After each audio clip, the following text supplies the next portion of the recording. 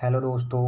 पिछले लेक्चर में हमने पढ़ा था नर्वस सिस्टम के इंट्रोडक्शन के बारे में और क्लासिफिकेशन के बारे में और सेंट्रल नर्वस सिस्टम के बारे में और सेरिब्रो स्पाइनल फ्लूइड और ब्रेन के पार्ट्स के बारे में पढ़ा था।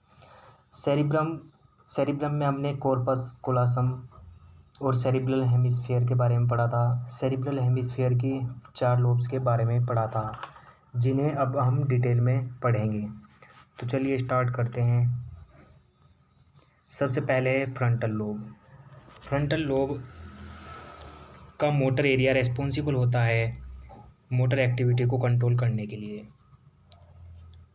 और प्री मोटर एरिया रेस्पॉन्सिबल होता है planning just prior to motor activity. Motor activity से पहले जो प्लानिंग होती है उसके लिए प्री मोटर एरिया रेस्पॉन्सिबल होता है। प्री फ्रंटल एरिया रेस्पॉन्सिबल होता है थिंकिंग, रीजनिंग, जजमेंट और इंटेलिजेंस के लिए। और Broca's area motor speech, expressive speech के लिए रेस्पॉन्सिबल होता है। आगे हम बात करते हैं पैराइटल लोब की। पैराइटल लोब का सेंसरी एरिया रेस्पॉन्सिबल होता है sense of touch, temperature, pain and pressure. और गस्टेटरी एरिया हमारा रेस्पॉन्सिबल होता है फॉर टेस्ट। टेम्पोरल लोब क्या होती है? टेम्पोरल लोब में ओल्फैक्टरी एरिया होता है, फिंकस एरिया होता है और हिप्पोकैम्पस एरिया होता है। ओल्फैक्टरी एरिया स्मेल के लिए रेस्पॉन्सिबल होता है और विंकस एरिया सेंसरी स्पीच के लिए रेस्पॉन्सिबल होता है। सेंसरी स्पीच एरिया के लिए रेस्पॉन्सिबल होता है और हिप्पोकैम्पस एरिया हमारा जो होता है वो मेमोरी के लिए रेस्पॉन्सिबल होता है। आगे हम पढ़ते हैं ओसिपिटल लोब के बारे में। ओसिपिटल लोब का विजुअल एरिया जो होता है वो विज़न के लिए रेस्पॉन्सिबल होता है। ये क्वेश्चन एम्स 2017 नोट सेट में आया हुआ है।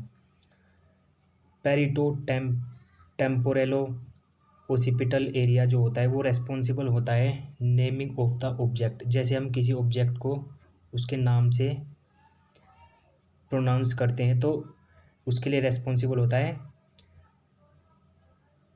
Pareto temporal occipital area. अब है एक इम्पोर्टेंट नोट।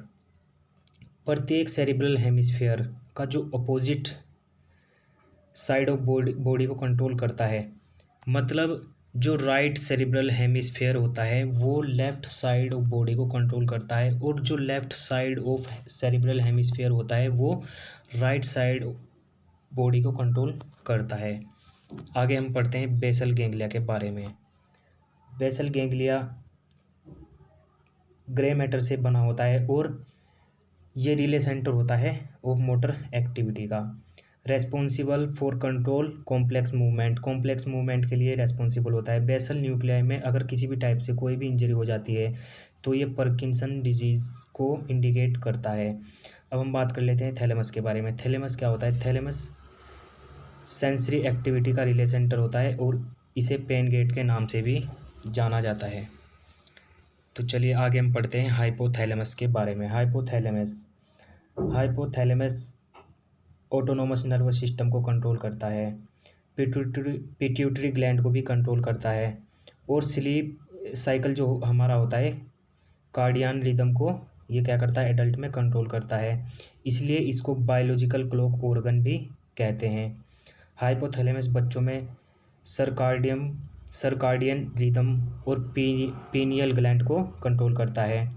और जो हाइपोथैलेमस होता है ये हमारी बायोलॉजिकल नीड्स जैसे कि हंगर, थ्रस्ट, सेक्स को कंट्रोल करता है, और हाइपोथैलेमस हमारे बॉडी के टेम्परेचर को भी मेंटेन करता है। आगे पढ़ते हैं ब्रेन के सेकंड पार्ट के बारे में। मिड ब्रेन के बारे में। मिड ब्रेन जो होता है वो ग्रे मैटर से बना होता है, और मिड ब्रेन में कॉर्परा क्वाड्रिजेमिना और सब्सटांसिया निग्रा पाया जाता है, और ये कंट्रोल करता है विजुअल रिफ्लेक्स को। यह ऑडिटरी सेंस का भी रिले सेंटर है। और हिंड ब्रेन के बारे में पढ़ते हैं हम आगे थर्ड नंबर पे। हाइंड ब्रेन को हम रोम्बनसिफेलोन भी कहते हैं, और इसका फर्स्ट पार्ट होता है पोन्स क्या करता है? पोन्स न्यूमोटैक्सिक और एप्नियोस्टिक सेंटर इसमें होते हैं, जिसकी वजह से रेस्पिरेशन की डेप्थ को ये कंट्रोल करता है। और सेकंड नंबर पे हमारा मेडुला ओब्लोंगेटा। मेडुला ओब्लोंगेटा में हमारे cardiac, vascular centre, respiratory centre, reflex centre present होते हैं। कार्डियोवैस्कुलर सेंटर जो होता है वो हमारे हार्ट के फोर्स ऑफ कॉन्ट्रैक्शन को कंट्रोल करता है और हार्ट रेट को भी कंट्रोल करता है। यह वैसोमोटर सेंटर का काम भी करता है, जिससे वैसो कंस्ट्रिक्शन, वैसो डायलेशन को कंट्रोल करता है। रेस्पिरेटरी सेंटर, यह रेस्पिरेटरी रेट को कंट्रोल करता है। और रिफ्लेक्स सेंटर क्या करता है, कई प्रकार के रिफ्लेक्स जैसे स्नीजिंग, कफिंग और वोमिटिंग को कंट्रोल करता है। आगे हम पढ़ते हैं थर्ड नंबर पे सेरिबेलम। सेरिबेलम ब्रेन का सेकंड लार्जेस्ट पार्ट है। हमने पढ़ा था फर्स्ट लार्जेस्ट पार्ट सेरिब्रम होता है, और इसमें क्या होता है, सेरिबेलम में सेरिबेलर हेमिस्फीयर पाए जाते हैं जो एक स्ट्रिप से जुड़े होते हैं, जिसको हम वर्मिस कहते हैं। सेरिबेलम यह पोस्टर बैलेंस करता है और कंट्रोल करता है। अब हम बात करते हैं स्पाइनल कोड के बारे में। स्पाइनल कोड क्या होता है, ये एक लॉन्ग सिलेंड्रिकल न्यूरल ट्यूब में पाई जाती है। यह foramen magnum part of occipital bone से लेकर फर्स्ट लंबर वर्टिब्रल तक फैली रहती है, और इसकी लेंथ जो होती है वो होती है 45 सेंटीमीटर, और डायमीटर इसका 2 सेंटीमीटर होता है। और टू सेरिब्रल हेमिस्फीयर जो कनेक्ट होते हैं वो कॉर्पस कैलोसम से कनेक्ट होते हैं, और टू सेरिबेलर हेमिस्फीयर जो कनेक्ट होते हैं वो वर्मिस से कनेक्ट होते हैं।